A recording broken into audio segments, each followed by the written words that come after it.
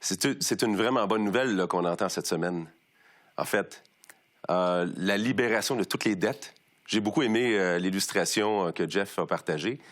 S'il fallait que la compagnie de carte de crédit nous dise qu'on ne doit plus rien, qu'on n'a plus besoin de payer l'hypothèque, qu'on n'a plus besoin de payer rien, ce serait incroyable. Mais honnêtement, ce ne serait pas aussi incroyable que l'offre que Jésus nous donne. C'était annoncé dans l'Ancien Testament parce que ça représentait quelque chose. Hein, ça a été dit déjà, il y a une illustration d'un principe plus grand qui est représenté là-dedans. Dieu voulait pour le peuple qu'il y ait une justice sociale qui s'opère de cette manière-là, et puis que les dettes de chacun soient remises. Mais c'était une image aussi de quelque chose qui est plus grand, qui est celle de la dette du péché, celle de la dette de nos fautes qui pèsent sur nous et qui nous sépare de Dieu.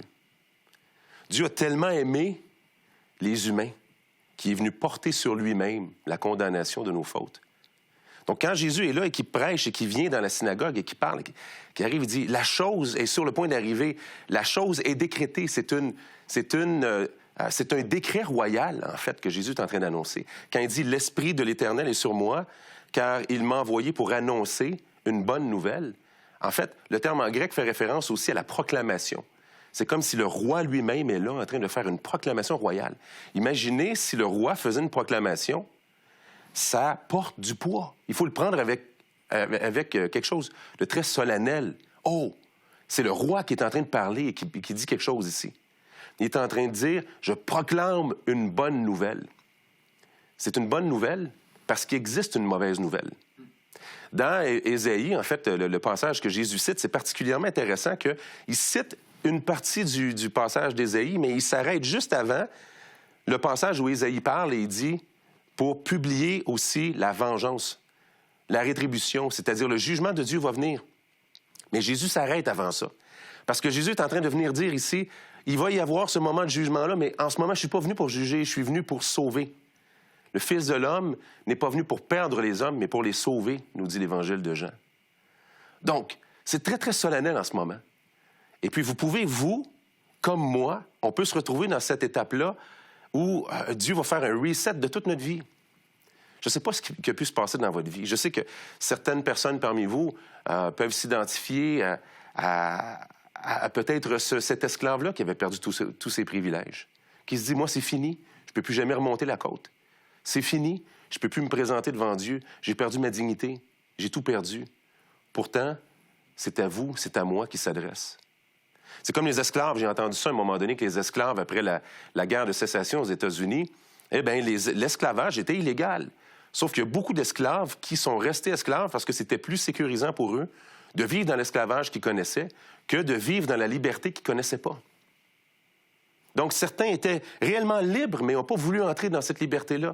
Peut-être aussi que d'autres se disaient, moi, je suis juste un esclave, je ne peux pas être libre. Mais non, la liberté nous est proclamée aujourd'hui par le roi lui-même.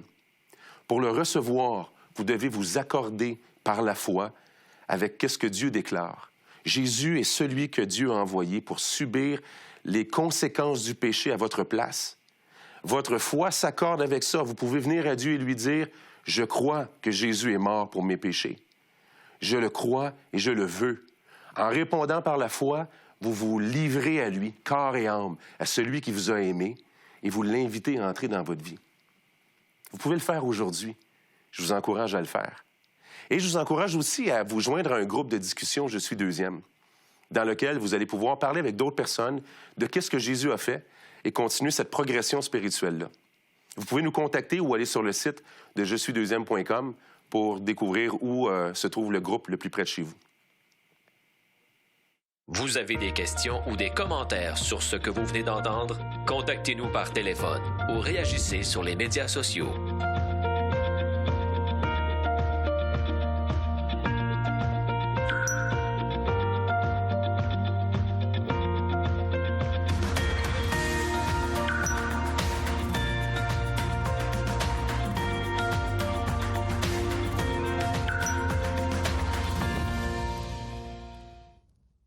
L'heure de la bonne nouvelle, en collaboration avec le Messager chrétien, vous offre gratuitement le recueil de méditation quotidienne La Bonne Semence. Pour en recevoir un exemplaire, écrivez-nous à l'heure de la bonne nouvelle, casier postal 25015, Trois-Rivières, Québec, G8Y0B5.